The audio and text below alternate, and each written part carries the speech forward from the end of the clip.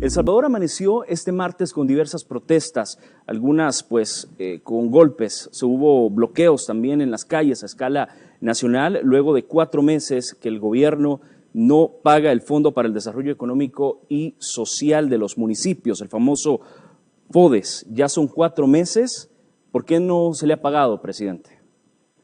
Sí, bueno, yo creo que hay que poner las cosas en contexto. El FODES siempre no es primera vez que se atrasa, de hecho se ha atrasado muchas veces.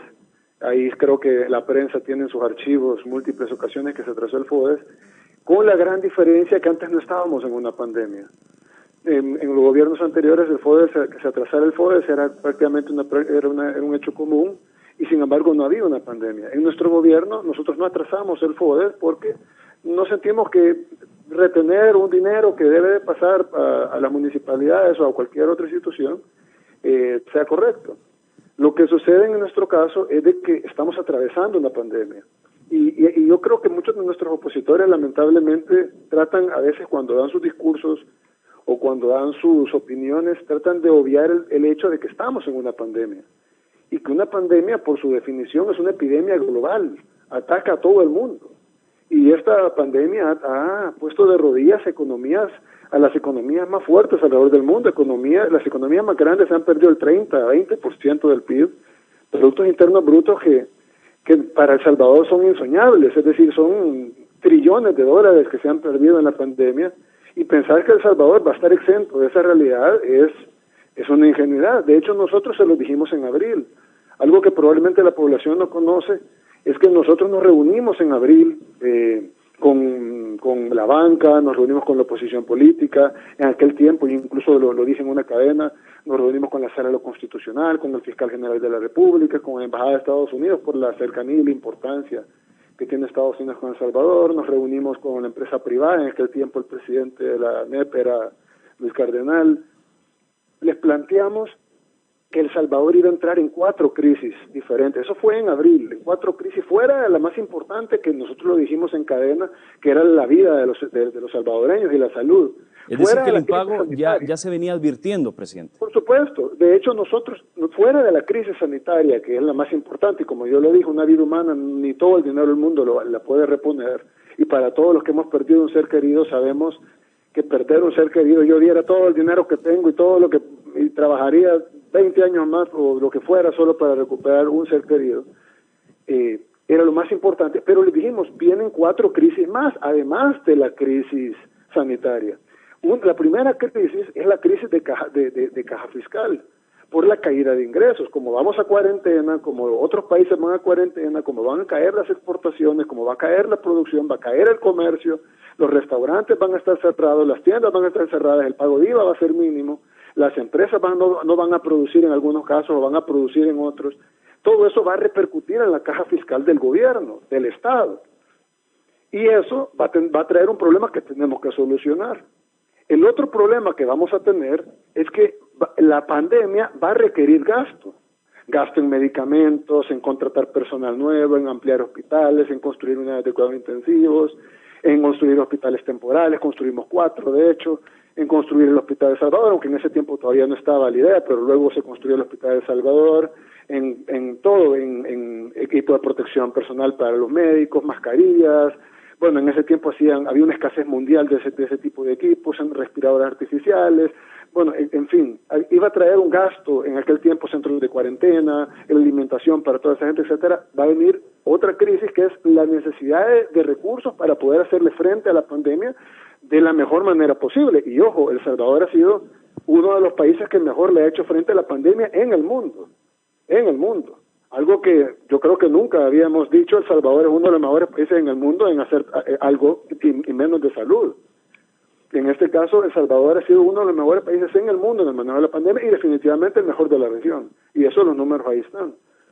La tercera crisis, si me permitís la idea, Armando, la tercera crisis que le dijimos que íbamos a tener, aparte de la sanitaria, la primera es la de caja fiscal, la segunda es de las erogaciones necesarias que había que hacer alimentos para la población, los $300, etcétera, y todo lo que te dije. La tercera era la crisis de las alcaldías.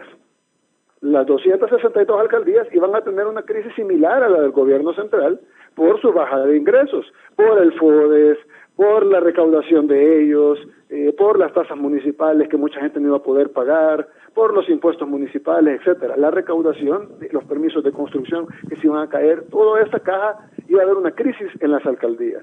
Y la cuarta era la crisis de la empresa privada.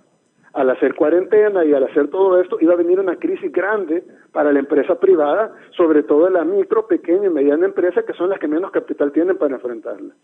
Entonces se decidió ahí aprobar 2 préstamos o 2 cupos de préstamo.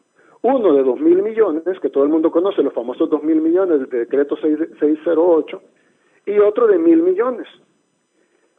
Los 2.000 millones primeros del decreto 608 eran para cubrir las primeras 3 crisis: los gastos de la pandemia, la crisis de caja y la crisis de las alcaldías, que por eso se les puso el 30% de los 2.000 millones, o sea, 600 millones para las alcaldías, precisamente para cubrir todas estas crisis de las que estamos hablando ahorita. Y luego se aprobó el decreto 640, donde iban 1.000 millones que iban a ir para la empresa privada, el fideicomiso de 600 millones, 300 millones para los proveedores del Estado y 100 millones para los exportadores. Y en el fideicomiso iban 140 millones para subsidio de planillas, 100 millones para el sector informal y 360 millones para créditos al 3% con un año de gracia y plazos largos a las empresas para que se pudieran levantar. Ya lo teníamos claro en abril.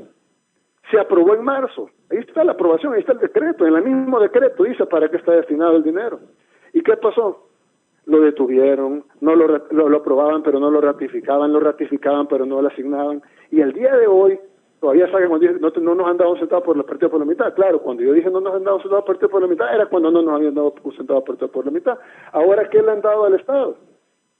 Al Estado le han dado 300 millones al gobierno.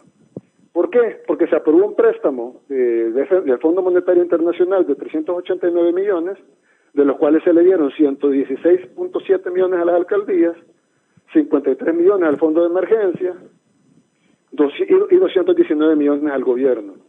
Luego se aprobó un préstamo al Banco Mundial de 20 millones para salud, y luego se aprobó el préstamo famoso del BID, que casi se pierde y que luego ellos lo asignaron, de los 250, solo asignaron 197 millones, de los cuales 75 son para las alcaldías, 52 para los veteranos, 55 para Fomilenio, y para el gobierno de El Salvador, de esos 250, que solo asignaron 197, únicamente de esos 197 solo le dieron 15.4 millones, que son los salarios del Hospital de El Salvador, ni siquiera insumos médicos, alimentación. O sea, ahí es como que los pacientes no necesitaran oxígeno, no necesitaran medicamentos, no se comprara jeringas, no se comprara comida, no se comprara desinfectante, no se pagara un recibo de luz, no, solamente los salarios del Hospital de El Salvador.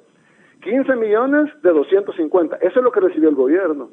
Entonces ahora quieren que el gobierno venga de los 15 millones que nos dieron para el Hospital de El Salvador, que tengamos y paguemos 4 meses de FODES para sus alcaldes. Presidente, entonces, sí. Estaríamos hablando entonces que el problema es porque la Asamblea está entrampando los préstamos.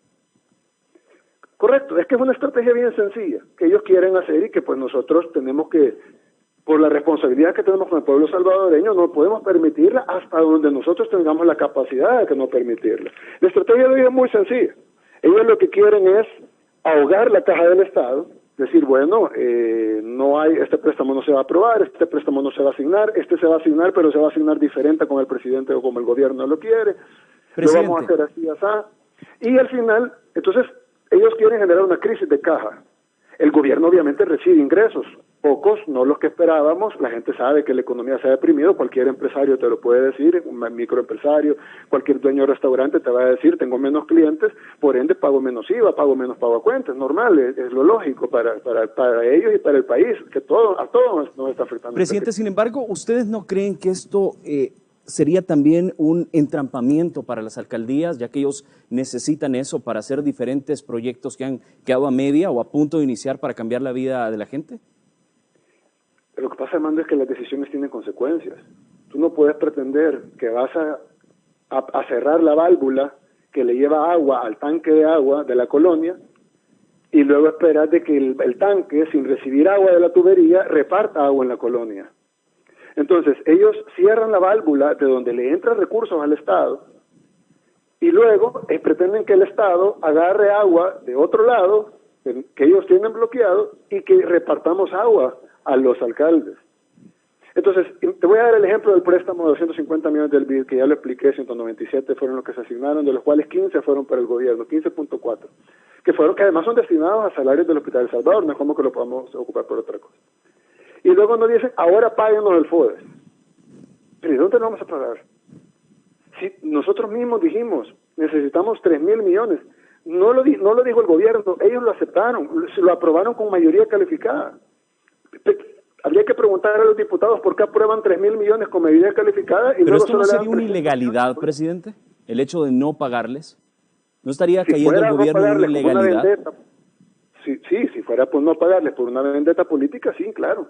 Pero cuando tú tenés una prioridad, un ejemplo, ahorita hay pacientes en las unidades de cuidados intensivos que están conectados a un respirador artificial y a un tanque de oxígeno.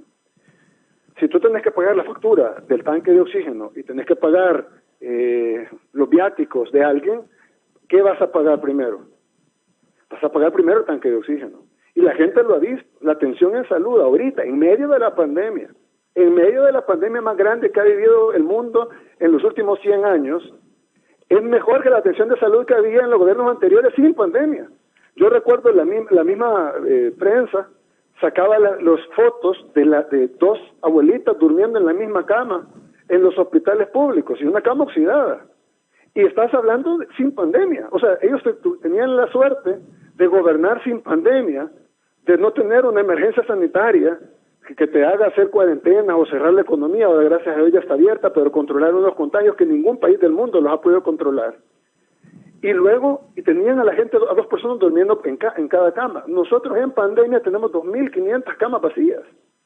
Presidente, entonces, tenemos los 4 hospitales temporales que construimos, que los tuvimos llenos en junio y en julio, cuando fue el pico de la pandemia, y los cerramos ya, están cerrados temporalmente. Ojalá, si hay una segunda ola, pues obviamente los volveríamos a abrir. Presidente, pero están cerrados hay declaraciones fuertes de los alcaldes ahora, donde dicen, y quiero citar al alcalde Fidel Fuentes, alcalde de San Marcos, y él decía, los 262 municipios hemos tomado la decisión de accionar con el cierre de las principales calles del país para pedirle al señor presidente, Nayib Bukele, que se establezca una mesa de negociación con Comures y se comience a discutir cómo va a transferir lo que la ley le obliga. ¿Podría haber una mesa?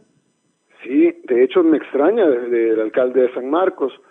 Bueno, yo creo que todos los salvadoreños o muchos salvadoreños vieron las imágenes de cómo los supuestos o empleados de la alcaldía de San Marcos estaban agrediendo a cada persona que pasaba por ahí. Y yo no sé si los motociclistas o la gente que pasaba, incluso agredieron a una mujer y la lanzaron de la moto y la lanzaron al suelo. Yo no sé ella qué les hizo, si ella les quitó el FODES o ella les retuvo algún dinero o algo, pero lo golpearon. A otro motociclista lo agarraron entre 10, como dicen, son bien valientes cuando son varios, ¿verdad? Entre 10 agarraron a uno. Y la mayoría de los altercados, aunque fueron de varias alcaldías, fueron precisamente de la alcaldía de San Marcos. Ahora, digamos que eso no invalida el argumento del alcalde. Nosotros tenemos mesa con Comures y estamos dispuestos a continuarla y que hagan todas las reuniones que sean necesarias. Pero aquí vamos a la fuente del problema. Los diputados aprobaron, no es que yo diga que los diputados aprobaron, ahí están los decretos, el 608, el 640, cualquiera los puede tener, es información pública, se pueden leer, ahí dice para qué son. Dice precisamente el decreto 668 que el 30% va a ser para las alcaldías, precisamente para evitar esa crisis. Tuvieran 600 millones de dólares. Si la deuda del gobierno con las alcaldías es de 144 millones, tuvieran 600. No necesitaran 144 si tuvieran 600. Tuvieran 4 veces lo que están pidiendo. Claro. Entonces, el gobierno también pudiera pagar si pudiera acceder a los recursos que nosotros sabíamos que se iba a caer la recaudación. Y que cuando yo te digo que se haya caído la recaudación, también es un hecho evidente porque creo que no hay salvadoreño que nos haya dado Ahora cuenta. bien, ¿cómo le responde entonces, presidente, a la gente que está pidiendo estos fondos? ¿Por qué? Porque tiene paralizado proyectos que les beneficia, tiene paralizado calles, tiene paralizado diferentes proyectos incluso de agua, para que ellos puedan tener agua en sus viviendas. ¿Qué le responde usted a esta gente, a estos salvadoreños? Yo lo que siento, y lo he dicho siempre, y lo he dicho en mis redes, y lo digo ahorita, yo lo que siento es que los salvadoreños debemos de decidir realmente qué futuro queremos. Es decir, la gente nos han gobernado durante no sé cuánto, no te voy a decir 30 años porque no fue como que en la guerra era mejor, pero 40 años. ¿Y cómo nos gobernaron? Nos llevaron obras. Yo fui alcalde 2 veces y he sido candidato a presidente y he recorrido el país. Incluso en ese momento, cuando usted era alcalde, también solicitó el FODES. Claro, claro, y se debían 3 meses. Pero no estaba yo con mis empleados golpeando a los transeúntes, estaba simplemente pidiendo una transferencia a la cual no estábamos en pandemia, no había un pretexto del gobierno para no cancelar. Te voy a dar un ejemplo, en el 2017 el ministro de Hacienda en aquel entonces estaba presionando para que los diputados de Arena dieran un préstamo. Y lo que hizo para presionar fue que el país cayera en impago. Y por primera vez en muchísimo tiempo El Salvador cayó en default. Todavía, al día de hoy, en el año 2020, todavía seguimos pagando altos intereses porque El Salvador es considerado un país con riesgo de caer en default porque caímos en default en el año 2017 por una presión política que hizo el gobierno. ¿Cree usted que entonces son diferentes contextos, presidente? Eso está mal. No, exacto, son diferentes contextos. No es lo mismo que vengas tú por una vendetta política y digas, te voy a dar el dinero o no vamos a pagar para presionar, y otra cosa es que es un hecho evidente que la caja fiscal del gobierno ha caído en un proyectado en el año de $1,000 millones. Que la crisis, ahí está en el decreto 608, la crisis económica de la caja es una realidad que la previmos en abril. La crisis de las alcaldías es una realidad que la previmos en abril y los alcaldes lo saben. Es una hipocresía de los alcaldes venir en octubre a decir, no nos han pagado, estamos en crisis. Ellos sabían en abril que iban a estar en crisis. Y si no me creen, vayan a leer el decreto 608 que aprobaron los diputados en la Asamblea Legislativa. Y tú sabes que la Asamblea no la controlamos, la aprobaron los diputados de sus partidos. Presidente, la gente está tan molesta y quiero citar las palabras del alcalde de Soyapango, donde dice, si debe estar claro el gobierno de que las alcaldías en general no están bromeando sobre esta situación. Si vemos que en 2 o 3 días no hay respuesta del gobierno, lo más seguro es que va a haber un cierre total del país, incluso frontera. Y hoy en la mañana usted lo pudo ver y la gente, los salvadoreños, lo pudo ver, diferentes arterias cerradas. El descontento es evidente, pero presidente, ¿esto se puede interpretar como una amenaza o qué le responde a esta gente que está anunciando este cierre porque no está contenta? Sí, yo tampoco estoy contento, Armando, pero no por que yo no esté, es más, yo estoy descontento con ellos, estoy descontento con los diputados, estoy descontento con los partidos de oposición, pero no voy a desquitarme con el pueblo. Es decir, yo creo que hay algo bien importante y es de que nuestras diferencias políticas pues tengámoslas, y si me quieren decir lo que me quieran decir, y si me quieren demandar lo que me quieran demandar, y si quieren sentarse a negociar como debería ser, o como dijo, quisiéramos la mesa que ya está hecha, pero bueno, hagámosla de nuevo, no importa, no hay ningún problema. Pero fíjate las amenazas, ellos no dicen vamos a ir a cerrar Casa Presidencial, sino que dicen vamos a ir a cerrar el país. Pero yo no vivo en Chalatenango, yo no vivo en la frontera, yo no vivo en San Miguel, yo no vivo en el Boulevard del Ejército, ni paso por ahí, no tengo que ir ahí para ir a mi trabajo. Es decir, a mí no me van a afectar. ¿A quién van a afectar? A la población. Así como tú decís que los alcaldes dieron estas declaraciones a los medios, también tú sabes que los mismos canales han tomado la gente caminando en las calles porque no podían pasar los buses. Gente que le tocó caminar 20, 30, 40, 60 cuadras en el calor, en el sol, llegando tarde a su trabajo. En algunos casos lo sancionaban, en otros casos probablemente con jefes más comprensivos no lo sancionaron, pero en otros lo hicieron reponer horas. ¿Y quién les paga eso? Ese cansancio, ese trabajo extra. Hoy lo quieren hacer de nuevo. ¿Y las pérdidas económicas para el país? O sea, es nuestro país, es el país de todos, no es el mío. Yo soy presidente ahora, antes no lo era, en el futuro no lo voy a hacer. Es el país tuyo, es el país de los televidentes, es el país de todos. Entonces, ¿por qué van a cerrar las fronteras?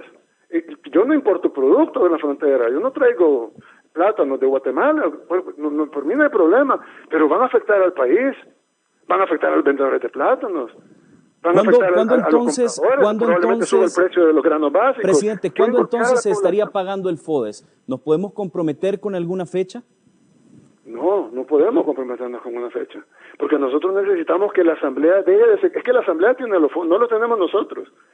Tú tienes que entender una cosa, esta falta de caja se previó en abril y ahí están los decretos. Esos fondos se aprobaron con mayoría calificada. Para lograr mayoría calificada en una asamblea opositora, ¿te imaginas la realidad tan abrumadora que tuvo que haber sido para que nos aprobaran 3.000 millones en la asamblea? De esos 3.000 millones al gobierno le han dado 300 millones.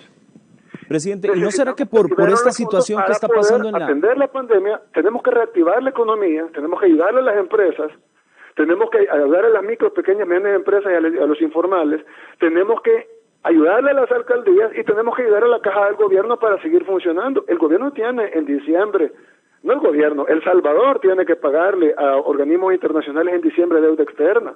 Deuda externa no adquirida en este gobierno, adquirida en gobiernos anteriores, pero nos toca pagarlo y nosotros no vamos a caer en default de nuevo y que El Salvador digan de nuevo cayó en default en el año 2020 y nos convirtamos en un país de bonos basura. GQ Racing Sport, la cadena de talleres más grande de El Salvador, cuenta con 11 sucursales y 23 años de experiencia. Tenemos todo para tu vehículo y contamos con la más amplia variedad en llantas, siempre al mejor precio. Somos GQ Racing Sport. Visítanos.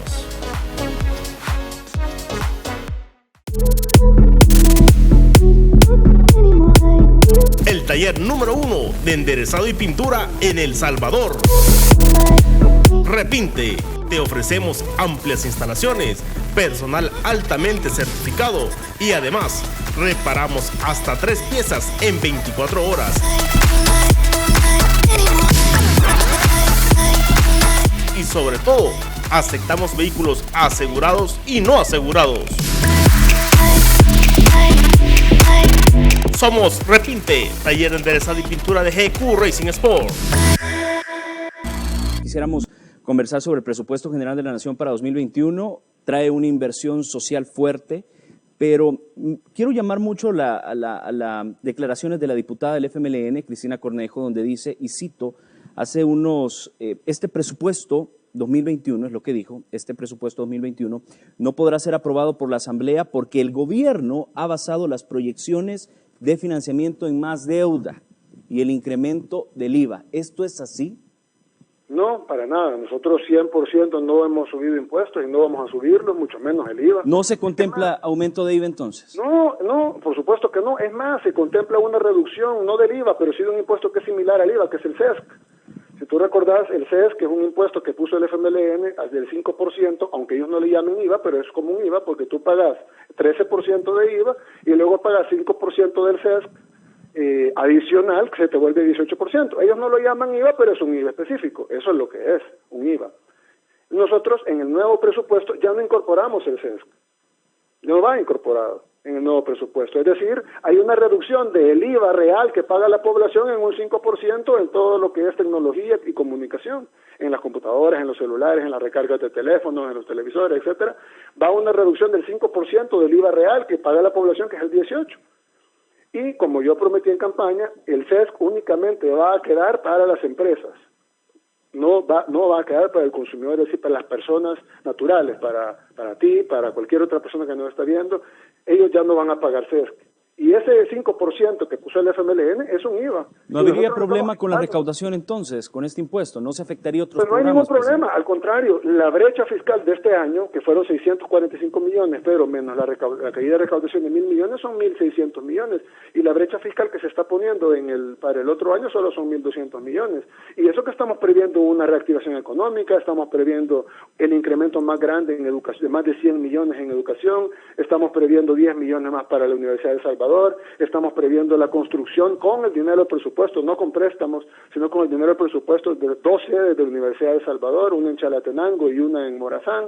Estamos incluyendo otro aumento de $100 encima del de $100 que se dio el año pasado a todos los policías, un aumento de $100 encima del aumento de $100 que se le dio el año pasado a todos los soldados. Estamos incluyendo un aumento de $100 a los 50,000 docentes de nuestro país, a los maestros. Estamos incluyendo el escalafón completo para todo el sector salud, estamos equiparando los salarios de Fosalud a los salarios de todo el sistema de salud, que ellos tienen una desventaja, les estamos equiparando sus salarios, estamos contratando las 3,000 plazas temporales, las estamos poniendo permanentes, mantenemos permanentes las plazas de los médicos residentes y en año social, que antes en los gobiernos anteriores durante 30 años jamás se les pagó. Estamos haciendo la inversión más grande en educación, estamos llevando, el presidente anterior, yo recuerdo porque yo estuve en la campaña con él y me arrepiento, pero yo creí que iba a ser un buen presidente. Él prometió, como era maestro, él prometió que iba a llevar al 6% la inversión en educación, el porcentaje del PIB. Y no solo no cumplió la promesa, sino que salió de presidente y dejó un porcentaje menor de lo que recibió de Mauricio Funes. Nosotros, en nuestro presupuesto de nuestro segundo año, lo estamos llevando al 5%. Nunca se había invertido 5%, y estamos invirtiendo 5%. No solo es el monto más alto, también es el porcentaje más alto. No es el 6% que añoramos, pero ya vamos cerca del 6%. Ya llegamos de un solo al 5%. Es la inversión más grande en educación. El presupuesto general de la nación lleva una computadora de verdad, no una lempita, ¿verdad? Lleva una computadora para cada niño y niña de nuestro país, una para cada uno. 1.2 millones de niños van a recibir una computadora de verdad, así una computadora completa, con conexión a internet. Va incluido en el presupuesto. Presidente. Entonces, cuando tú ves todas esas cosas, este presupuesto tiene una gran inversión social, por eso no le gusta, porque no hay ya reparto para ellos. Ya no hay sobresueldos, ya no hay partidas secretas como antes, sino que ahora lo que hay es inversión social, inversión en los niños, inversión en nuestros maestros, inversión en educación, en salud, en seguridad, en medio ambiente, vivienda, en la diáspora.